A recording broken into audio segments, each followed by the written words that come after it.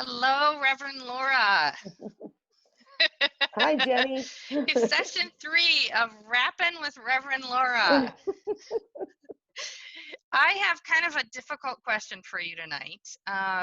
So take your time and please don't let me put you in an uncomfortable position.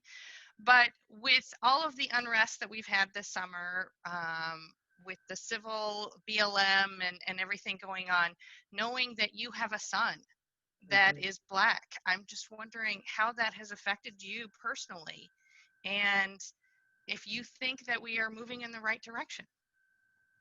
I'm always prepared to answer that question because it's just kind of become my life's work now. Um, and it's a great question. It's been really hard. It's been really hard. I've always worried about him. And as all parents do of all children. But there's a whole nother level to that worry when you have a Black child. Um, and a couple of things happened over the summer. I'll share two quick stories that I think kind of speak to that. Um, Henry came home from college during COVID in the spring and then in the summer. And, there was nothing to do and, you couldn't go hang out, whatever. So he would go play basketball at a house at the end of our street that has a half court. And the house is empty. The people had moved out and the house is for sale. But when they lived there, Henry could get in.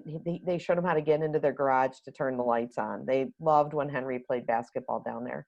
And so he'd go down there because you weren't supposed to gather in the public parks or anything. So he'd go down there by himself. Literally, it's a half a block away, and shoot hoops. And one time on his way home, on our street, a few houses from our house, two women that live down there came out of the house and asked Henry what he was doing down there. And he said, well, I was just playing basketball. And they said, that's only for the neighbors. So the implication is he isn't a neighbor, My mama bear went crazy and I was like, I'm going to march you down there and I'm going to say, this is my kid and he's lived here longer than you have. And, he didn't want me to do that. But I know that it just made my heart sink. The fact that they were both women are police officers. They were off duty, but Henry was like, I didn't say anything because I was afraid, so that was difficult. Watching all this stuff unfold, I've said, if you ever want to go to a protest, I'll go with you. I don't want you to go alone. Henry's kind of a professional protester because he grew up going to LGBTQ rallies with his parents and his uncles all the time, all these marriage equality things. And, so he kind of knows his way around, but he hasn't wanted to go. And I respect that. But, he was really invested in the election this year. And one of the things he just recently said to me is, he was talking about how he's afraid that we're being set up for a race war. And I said, I wouldn't surprise me, And I said, well, do you need to we don't hunt, we don't have guns, we're not, those kind of people. But I just recently learned gun safety and shot 11 guns at a shooting range so that I could check it off my bucket list. There's for another Rappin with Reverend Laura. Yeah. And I'm still not going to own a gun. But I said, what do you need? And Henry said, no, Mom, I don't need anything. And he said, because this is how he put it. When I get killed by the cops, when, not if, when, I want you to be able to say, I didn't have anything on me.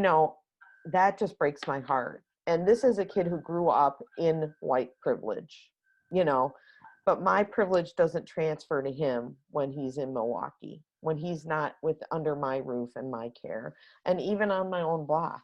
So, in some ways I'm really discouraged, but in other ways I'm very encouraged because the work I'm doing with the National UCC, that team of people, they're burned out and they're heartbroken, but they're not giving up. And right now, I'm teaching another racial justice class with 12 folks from BCC, and they give me so much hope and optimism because they're really listening, they're really committed to the work. And that's what it takes is, myself as a mama bear isn't gonna bring in racial justice, but all of us that can really begin to unpack our own bias and speak to the world around us, that really does make a difference. So yeah, it's a tough question, but we all love our kids. We want to wrap them up in bubble wrap and keep them safe.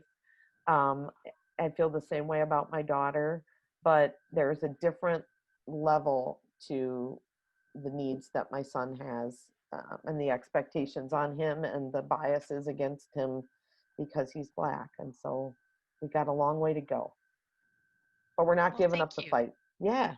Thank you Thank for you very. I asking. know that. Yeah, that is it's a tough question, and I appreciate the work that you do and the teachings that you've given me through your racial justice stuff. So, keep up the good work. Thank Same you. here. And Thanks very much. session 3 with Rappin and the Reverend. Woohoo! Bye.